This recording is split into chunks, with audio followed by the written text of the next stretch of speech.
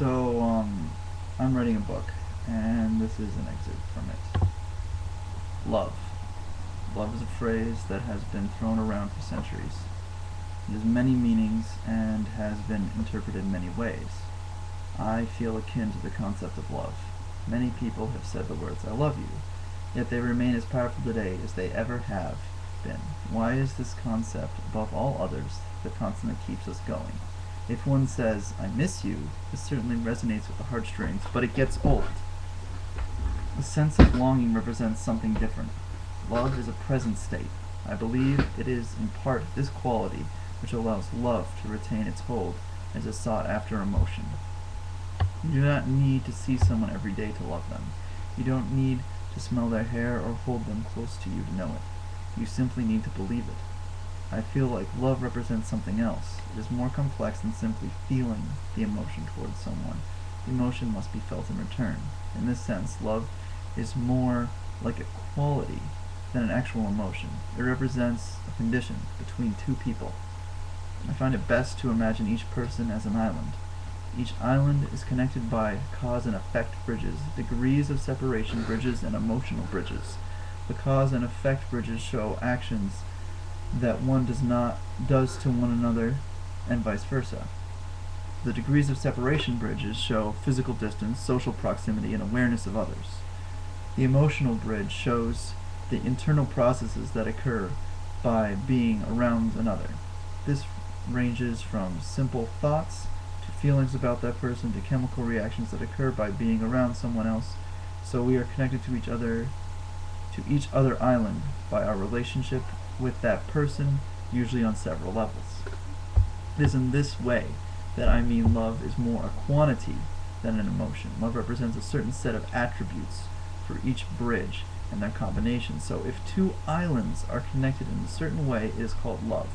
Of course, there is more than one combination that provides this overall effect. In fact, it would seem that there are infinitely many combinations which end up at the same effect. So what is the key ingredient that works? I feel like it does not exist. Love is a function. We can recognize it when we see it, but we have no idea what the function's explicit form is. This is okay though. Often qualitative analysis is enough. So what are a set of attributes that could constitute love? I think an obvious choice is shared experience. If you have known someone long enough, been through enough with them, and trust them, an outsider would certainly say, yeah, those two love each other. So going through life with a dependence relationship would count. Another example is romantic in nature. Two people meet, date for a while, get married, and remain sweet on each other until the day they die. We can probably agree they love each other. Since love is somewhat vague as far as concepts go, it's hard to decide if any of these examples really fall under the category of love. We have taken the point of view of an outsider. We have not asked the people themselves. So to take on a first-person perspective for a deeper qualitative analysis, I will present a personal example. Alright, so this concerns a friend of mine and me. We have known each other for about 8 years now. We've been friends for close to 6. We experienced many things together. We've even kissed a few times. I know her parents. I've even witnessed her dog behaving itself, a rare feat. And yet, until about last year, I don't think I felt that we loved each other. Something was not right. I could not bring myself to see her as someone I loved. I certainly saw her as a friend, although not someone I could spend forever knowing. I felt a tangible fear toward her continued stay in my life, so I faced my fear and told her to leave me alone, forever. When I first decided this, I felt jubilation. I was free. No longer would I have to worry about her. No longer would I have to invite her on outings. No longer were the days of her. I went on with my life. I did not miss her. I did not think about her. I got other stuff done. I made other friends. I was happy. However, she was not. From her point of view, she had lost someone close to her, someone who had been there for her when most were not. She had lost something of value. I found out through mutual friends how this had hurt her, and I could not understand why. She had always said, when I am away, she does not miss me.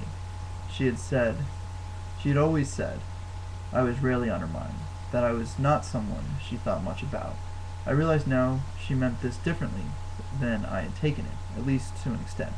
In her mind, I was not someone that needed to be thought about because she trusted me. She knew no matter what, I was going to remain in her life. I was going to be there forever. I took this to mean I am not important and therefore not worth thinking. The previous thing. Yeah, a special note here. I'm probably romanticizing both points of view, so, I don't know. I lack a perfect memory. Whatever. Some more time passed, and she did something I did not expect. She called me. She told me how she felt, and she said she wanted another chance. I was not sure how to take this. I thought she only kept me around because I was interesting. I had no idea she actually valued me in any real way. I was unsure about her proclamation. I told her I needed time to think about it. My life was better without her. However, I concluded this was because I believed something that was not true. I love this friend of mine. I thought she did not love me back. I was invalidating my own feelings. So we have an example of one-sidedness, which isn't really love, right? Because it's only love if it's both ways. So that's sort of what I'm getting at here. When I found out she did, I was not sure how to proceed. Changes would need to be made in the paradigm of the relationship if she was going to remain to be friends with me in the future. Also, because I had been happy without her. I told her my concerns and she accepted them. She told me point blank that she would always care about me. She would try to be a friend in any way that I needed. And finally, if it still did not work out, she would give up, love me, but leave me alone. This may seem surprising to someone who does not know me or the friend in question. However, I swear on everything that I have ever loved, it is the truth. This is the type of love and the type of loyalty I show to all my friends. If I have not shown it back, I say it is not worth it to stay friends with you, and subsequently leave them. It is a very hard thing to do, and I do not recommend it for most. However, for me, it's the only thing that works. I will always be loyal to a fault. Cutting to the chase. Yesterday I called up my friend, we talked for a few minutes about how things were going, and then, instead of saying goodbye, we very casually both said, "I love you." Getting to that point took years upon years. This anecdote is just a small part of what the relationship I have with her is built on. To fully explain that story would take an entire set of novels. Probably. Analysis of the example. So we have a position to formulate some rules for the function of love. A mutual familiarity of how the other person thinks. Positive feelings for both individuals. A willingness to compromise for both individuals. And a mutual beneficial coexistence for both individuals. I think axioms work best. So, yeah, that's why I stated them as such. Alright, hope you enjoyed that.